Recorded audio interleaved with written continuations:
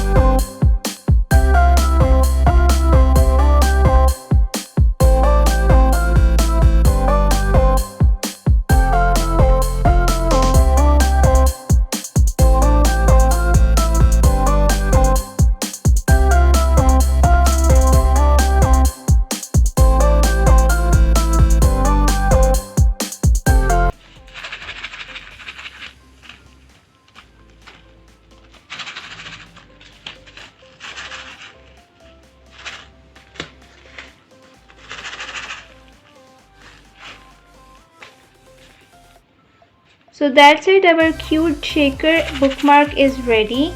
You can keep them in your books.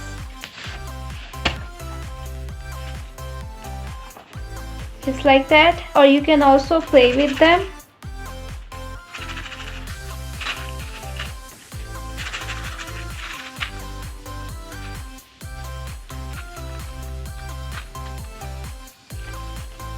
So hope you enjoyed my video. If you did, so please do subscribe to my channel and press the bell icon right beside it. And if you like my videos, so please do like this video, share my content and comment. I'll meet you in another video. Till then, take care. Bye bye.